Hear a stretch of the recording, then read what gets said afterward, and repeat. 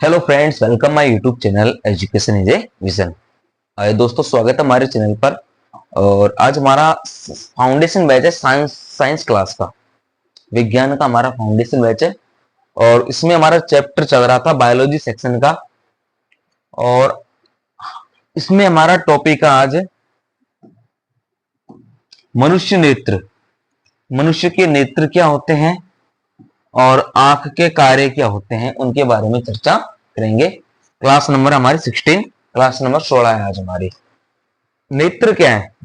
ये जो हमारी आंखें हैं, इनको नेत्र बोला जाता है। आंख, इनकी संरचना कैसी है शरीर के अंदर, इनके अंदर कौन कौन से प्रकार तत्व पाए जाते हैं, कौन कौन सी कोशिकाएं पाई जाती हैं, क्या रेटिना होती है, पुतलिया क्या होती है, और इन नेत्र आंखों के कार्य क्या होते हैं, इनको हम खराब हो जाए तो कैसे सही करेंगे, उन सब चीजों के बारे में यहाँ पर चर्चा करेंगे। इनके बारे में जानेंगे कि आंख में, नेत्र में कौन सा लेंस होता है, कौन सा लेंस क्या कार्य करता है, उन सभी चीजों के बारे में यहाँ पर चर्चा करेंगे। चलिए आगे बढ़ते हैं। देखिए, ये यहाँ पर आपको ड्रॉप लाइनर दे रखा है। ये पुपिल्स हैं, पुतलिया बोलते हैं जिनको, पुतलिया, ठीक है। ये आयरिस है ना। ये आईलिड है, जो भौहें होती है ऊपर, आईलिड से ना भौहें होती है। और ये आई एसेज है ना, जहाँ से आंसू का निर्माण होता है, और यहाँ से वाटरफॉल होता है, जो आंख में से हमारा आंसू आता है। ह्यूमन आई का स्ट्रक्चर है, एक्वासोमर है, कॉर्निया है, आयरिस है। ये यहाँ पर लेंस है हमारा, ये बैकग्राउंड का हिस्सा है। ओरेसोमर, फ्लोरेसा, डिस्क, रेटिना, सिरेडा, ऑप्टिक नर्व। और यहाँ से जो स्रावित होता है हमारा, जो एक तरह से आंसू के रूप में जो ब्लड से जो वाटर आता है ना, आंसू आते हैं हमारे, वो स्रावित होता है। और ये जो हमारा है मेन लेंस है, हमारा लेंस, जो ये आंख के अंदर ये पुतलियां होती है। ये देखो, ये सफेद सफेद नजर आ रहा है, इसके अंदर ये काला नजर आ रहा है ना, ये आंख है ना एक प्रकार से। और ये हमारा जो लेंस है उसको देखने में हमारी मदद करवाता है। यानी जो हम सामने जो चीजें देख रहे हैं, अलग अलग रंगों में विभिन्न प्रकार की चित्र चीजें देख रहे हैं, उन सब चीजों के लिए ये लेंस की स्ट्रक्चर जरूरी होती है। तो ये क्या है दोस्तों? मनुष्य की आंख है, और इसी के बारे में हम आज क्लास में चर्चा करेंगे। देखिए, मानव आंख शारीरिक रचना कैसी होती है, उसकी संरचना, उसके कार्य और दोष, और उसके दोष क्या होते हैं, उन सभी चीजों के बारे में चर्चा करते हैं। पहले तो हम आपको जानकारी देते हैं कि जो विश्व दृष्टि दिवस 2020, विश्व दृष्टि दिवस 2020 में घोषित किया गया। यह अक्टूबर के दूसरे गुरुवार को मनाया जाता है, और इस साल यह 8 अक्टूबर को है। मानव आंख पारदर्शी जीवित पदार्थ से बने एक प्राकृतिक उत्तल लेंस के माध्यम से प्रकाश के अपवर्तन पर काम करती है। देखो, मुख्य काम बिंदु क्या है? मानव आंख, जो हमारे मनुष्य की आंख है, वो पारदर्शी जीवित पदार्थ, एक पारदर्शी जीवित पदार्थ से बने एक प्राकृतिक उत्तल लेंस, एक प्राकृतिक उत्तल लेंस के माध्यम से प्रकाश के अपवर्तन पर काम करती है। यानी हमें, हमारे सामने जो प्रकाश है, उजाला है, उसमें सब कुछ हम देख सकते हैं, और जैसे अंधेरा हो जाएगा हमें कुछ भी नजर नहीं आएगा, और हमें अपने आसपास की चीजों को देखने में सक्षम बनाती है। साथ ही देखने की क्षमता को दृष्टि कहा जाता है। और कभी कभी कोई व्यक्ति दूर या पास की वस्तुओं को स्पष्ट रूप से नहीं देख पाता है। कभी कभी क्या होता है, कोई व्यक्ति, किसी को पास की वस्तु नजर नहीं आ रही, किसी को दूर की नहीं आ रही, तो उनको हम निकट दृष्टि, दूर दृष्टि दोषों के रूप में भी बोल सकते हैं। और दृष्टि दोष होता है जिसे चश्मा पहनकर ठीक किया जा सकता है, और जिसे एक कृत्रिम लेंस होता है जो चश्मे में लगाया जाता है, उसकी सहायता से उन चीजों को भी, उन रोगों को दूर किया जा सकता है।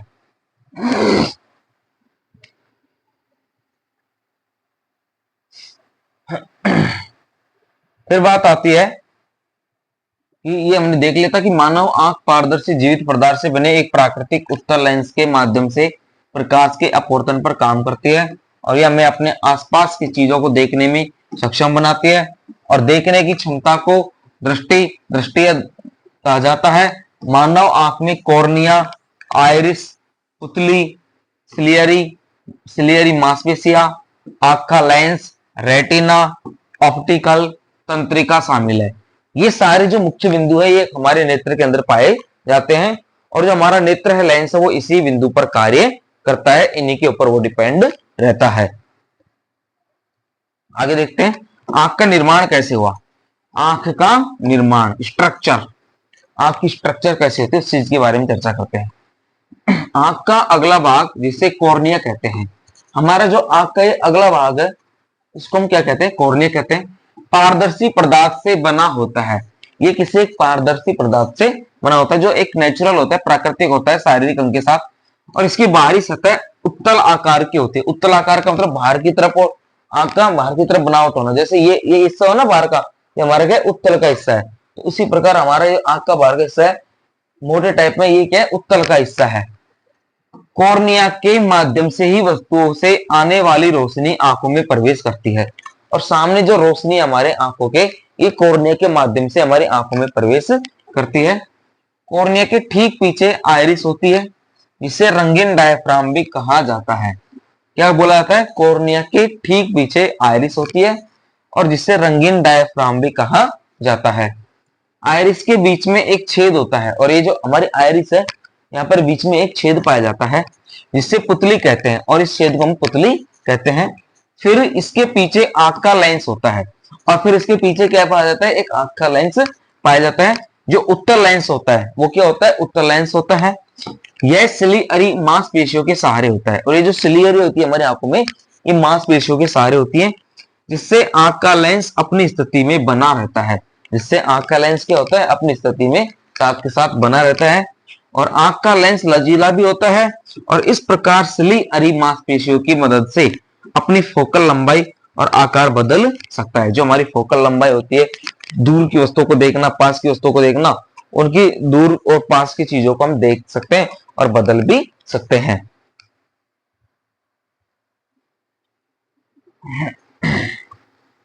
फिर बात आती है आंख के कार्य क्या है। अभी हमने आंख की रचना के बारे में पढ़ा, संरचना के बारे में, अब पढ़ेंगे आंख के कार्य क्या है।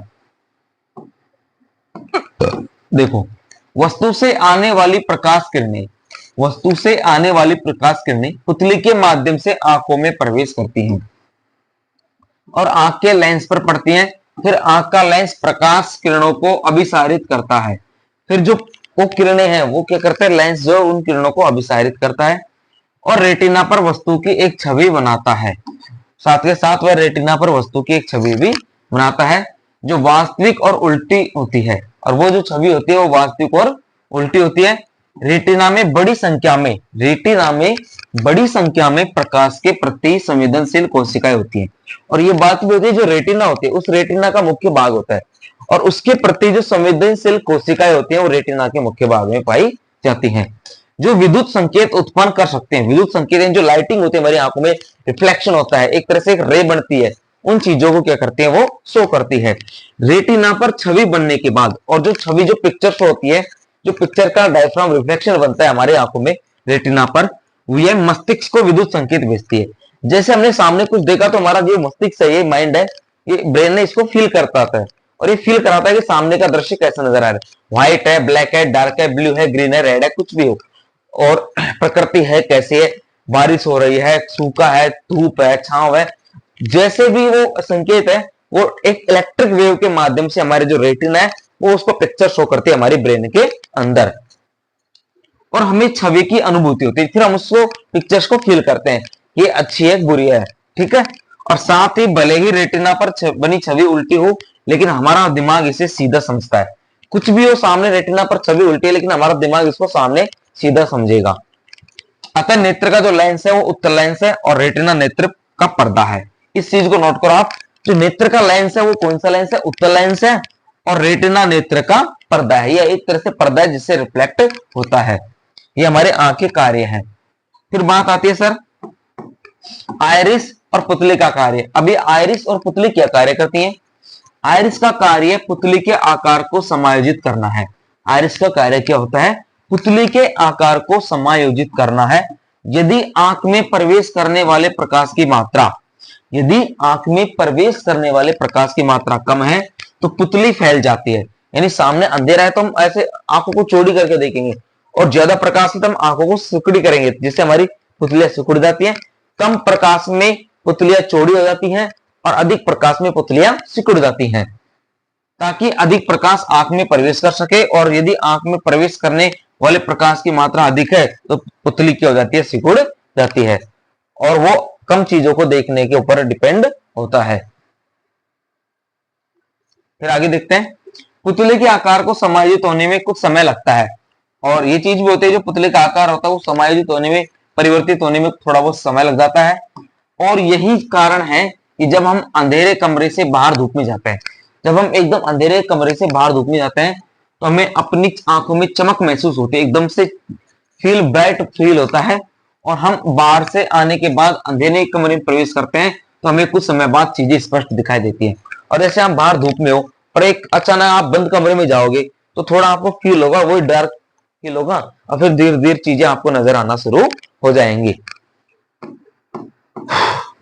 नेक्स्ट टॉपिक है, इसमें हम रंग कैसे देख सकते हैं, ये बात भी है। जैसे मैंने यहाँ पर इसको ग्रीन कर दिया, इसको डार्क येलो कर दिया, ये व्हाइट है और इसका बैकग्राउंड ब्लैक है, तो इनको हम देख कैसे पा रहे हैं, फील कैसे कर पा रहे हैं, उसको जानते हैं। हमारी आंख के रेटिना में, हमारी आंख के रेटिना में प्रकाश के प्रति संवेदनशील कोशिकाएं दो आकार की होती है। जो प्रकाश के प्रति संवेदनशील कोशिकाएं होती हैं वो दो आकार की होती हैं, एक तो छड़ के आकार की और दूसरे शंकु के आकार की। पहली होती है छड़ के आकार की और दूसरी होती है शंकु के आकार की। छड़ के आकार की कोशिकाओं का, छड़ के आकार की कोशिकाओं का कार्य प्रकाश की चमक पर प्रतिक्रिया करना है। छड़ की आकार की कोशिकाओं का कार्य प्रकाश की चमक पर प्रतिक्रिया करना है, और शंकु के आकार की कोशिकाओं का कार्य हमें रंग दिखाना और उनके बीच अंतर करना है। शंकु के आकार की है जो हमें रंग दिखाती है और उनके बीच में हमें डिफरेंस कराती है कि कौन से प्रकार का रंग है।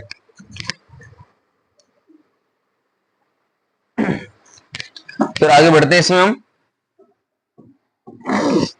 दूर की वस्तुएं। अब दूर की वस्तुएं कैसे नजर आती हैं, देखो, जब प्रकाश की किरणें दूर की वस्तुओं से आ रही होती हैं, जब प्रकाश की किरणें दूर की वस्तुओं से आ रही होती हैं तो वे शुरू में अपसारी होती हैं। तो वे शुरू में कौन सी होती हैं, अपसारी होती हैं, लेकिन हमारी आंख तक पहुंचने पर समांतर हो जाती हैं। लेकिन जैसे जैसे वो हमारे आंख तक पहुंचेंगी वो क्या हो जाएंगी, समांतर किरणें हो जाएंगी। इसलिए दूर की वस्तु को देखने के लिए हमें कम अभिसारी शक्ति वाले उत्तल नेत्र लेंस की आवश्यकता होती है। जो दूर की वस्तु है उसको देखने के लिए हमें कम अभिसारी शक्ति वाले उत्तल नेत्र लेंस की आवश्यकता होती है, ताकि उन्हें आंख के रेटिना पर छवि बनाने के लिए फोकस किया जा सके, ताकि उन्हें आंख के रेटिना पर छवि बनाने के लिए फोकस किया जा सके। कम अभिसारी शक्ति वाले उत्तल नेत्र लेंस की फोकल लंबाई बड़ी होती है, और कम अभिसारी शक्ति वाले लेंस, जो उत्तल लेंस है उसकी फोकल लंबाई बड़ी होती है और वे काफी पतले होते हैं। फिर बात आती है पास की वस्तुओं को देखने के लिए। जब प्रकाश की किरणें पास की वस्तुओं से आ रही होती हैं, जब प्रकाश की किरणें पास की वस्तुओं से आ रही होती हैं तो वे हमारी आंखों तक पहुंचने पर विचलित हो जाती हैं, तो हमारी आंखों तक पहुंचने के लिए विचलित हो जाती हैं। इसलिए पास की वस्तु को देखने के लिए हमें उच्च अभिसारी शक्ति वाले उत्तल लेंस की आवश्यकता होती है।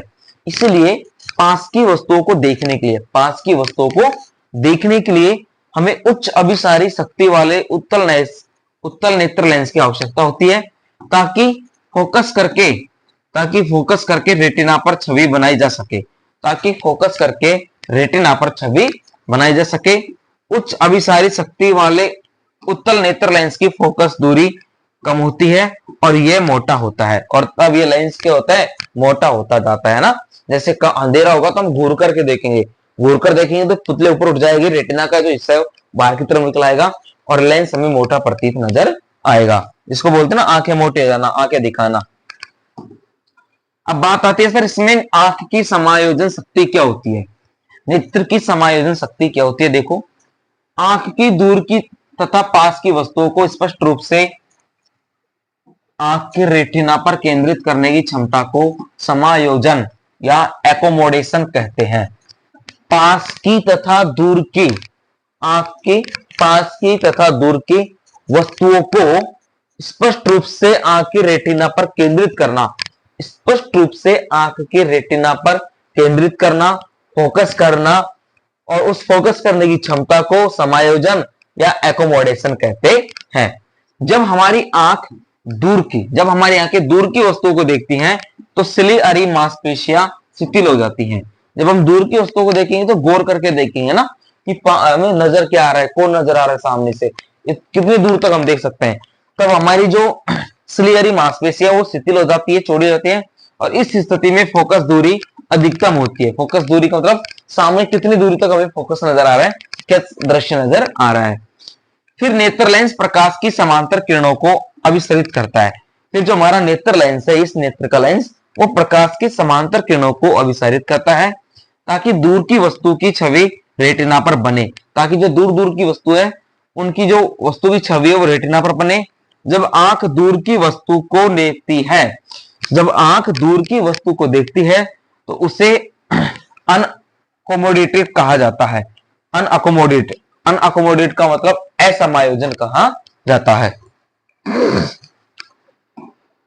नेक्स्ट इज, और जब हमारी आंखें पास की वस्तुओं को देखती हैं, पास की वस्तुओं को जब हम देखते हैं तो सिलियरी मांसपेशियां खिंच जाती है, और जब हम पास की वस्तुओं को देखेंगे तो हमारी सिलियरी मांसपेशियां अंदर की ओर खिंच जाएंगे, यानी हम अंदर की ओर उस दृश्य को लेने का प्रयास करेंगे और इसकी फोकस दूरी कम हो जाती है तथा ये फोकस दूरी सामने जैसे इसको हम देख रहे हैं तो हम अंदर गौर करके देखेंगे ना, और हमारी जो सिलियरी कोशिका है वो अंदर की ओर खिंच जाएंगे और फोकस दूरी कम हो जाएगी। इसके कारण नेत्र लेंस की अभिसारी शक्ति बढ़ जाती है, और जो नेत्र लेंस है उसकी अभिसारी शक्ति बढ़ जाती है, और वस्तुओं से आने वाली प्रकाश की अपसारी किरणें एवं वस्तुओं से आने वाली प्रकाश की अपसारी किरणें अभिसारित होकर रेटिना पर एक छवि बनाती हैं तथा अभिसारित होकर रेटिना पर एक छवि बनाती है।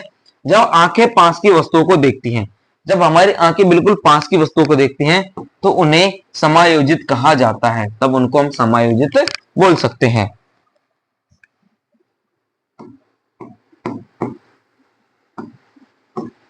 एक सामान्य आंख की समंजन शक्ति जो उसे किसी वस्तु को स्पष्ट रूप से देखने में सक्षम बनाती है वो होती है 25 सेंटीमीटर तक।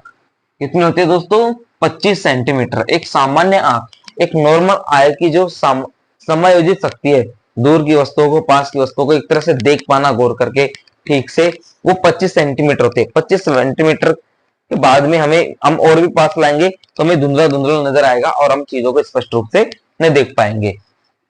25 सेमी तक नजदीक से लेकर अनंत तक दूर तक होती है। अनंत तक हमें जैसे आसमान में तारे नजर आ जाए, चंद्रमा सूर्य नजर आ जाए, छोटे छोटे जो वायुयान एयरलाइंस है ना, हेलीकॉप्टर्स है, वो सारे नजर आ जाते हैं हमें, लेकिन उनका आकार जितनी दूरी अधिक होगी उतना उस सामने की चीज का आकार छोटा होता जाएगा, और जितनी दूरी पास होगी उतना उसका आकार बड़ा हो जाएगा। लेकिन पास ओनली फॉर 25 सेंटीमीटर है ना, इतना ही होना चाहिए, ज्यादा पास में नहीं दिखाई देगा। दृष्टि दोष और उनका सुधार। अब बात आते है यदि नेत्रों में दृष्टि दोष हो जाए तो उनका सुधार कैसे किया जाएगा, उनके बारे में चर्चा करते हैं। दृष्टि के 3 सामान्य दोष है। पहला है मायोपिया, निकट दृष्टि दोष। दूसरा है हाइपरमेट्रोपिया, दूरदृष्टि दोष, और एक है प्रेसोपिया। प्रेसोपिया का मतलब होता है दोनों दोष होते हैं जिसके अंदर ना, दूरदृष्टि और निकट दृष्टि। अब इनके निवारण देखते हैं क्या है। देखो, निकट दृष्टि दोष के बारे में पढ़ते हैं। आंख का वह दोष जिसमें वह दूर की वस्तुओं को स्पष्ट रूप से नहीं देख पाती है। देखो, इनमें थोड़ा सा समझने कंसेप्ट है। निकट दृष्टि का मतलब है निकट की वस्तुओं को देखेगा, दूर को नहीं देखेगा।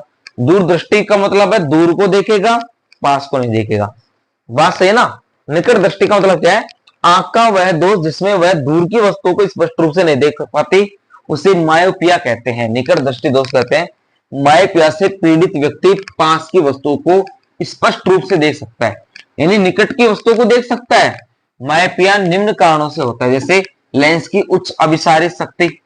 अभिसारी का मतलब होता है जैसे हम ज्यादा फैलाव करके देखें, और आंख की पुतली बहुत लंबी होती है, ये भी हो सकता है। फिर बात आती है जो नेत्र लेंस है। नेत्र लेंस के उच्च अभिसारी होने के कारण छवि रेटिना के सामने बनती है। जो हमारे नेत्र की छवि है वो रेटिना के सामने बनती है, और व्यक्ति दूर की वस्तुओं को स्पष्ट रूप से देख नहीं पाता, तथा व्यक्ति दूर की वस्तुओं को स्पष्ट रूप से नजर नहीं कर पाता, देख नहीं पाता। दूसरे मामले में यदि नेत्र गोलक बहुत लंबा है तो रेटिना नेत्र लेंस से अधिक दूरी पर है।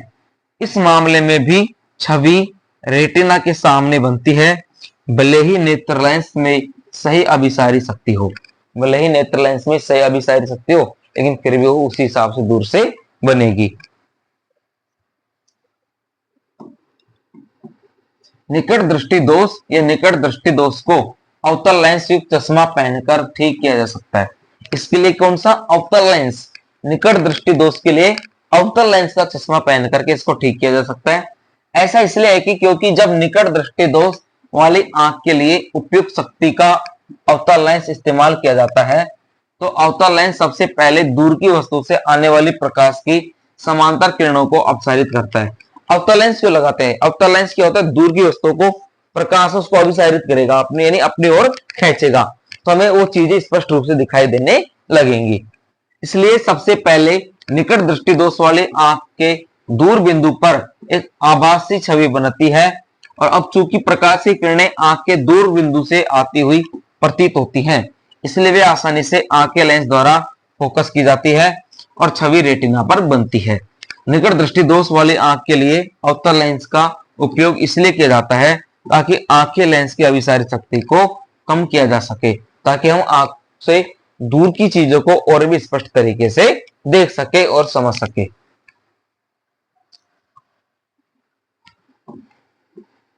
फिर बात आती है कि निकट दृष्टि दोष को ठीक करने के लिए अवतल लेंस की क्षमता की गणना करने का सूत्र क्या है। देखो यहां पर आपको एक फॉर्मूला भी दे रखा है सर, 1 प्रतिबिंब की दूरी यानी v माइनस 1 वस्तु की दूरी, 1 माइनस v 1 माइनस u बराबर 1 में f। ये हमारा सूत्र है ना, 1 में f इक्वल टू 1 में v माइनस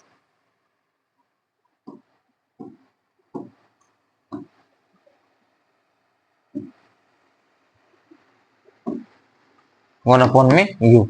ये हमारा क्या है, फॉर्मूला है। अब v तो क्या है हमारा यहाँ पर प्रतिबिंब की दूरी है और u क्या है यहाँ पर वस्तु की दूरी है, ठीक है। अब इसमें अगला टॉपिक शुरू होता है हमारा दीर्घ दृष्टि। दीर्घ दृष्टि क्या होता है उसके बारे में हम चर्चा अगले क्लास में करेंगे, अगले सेशन में करेंगे। यहाँ तक पढ़ा समझा अच्छा लगे तो वीडियो को शेयर करना, चैनल को सब्सक्राइब करना। Thanks for watching.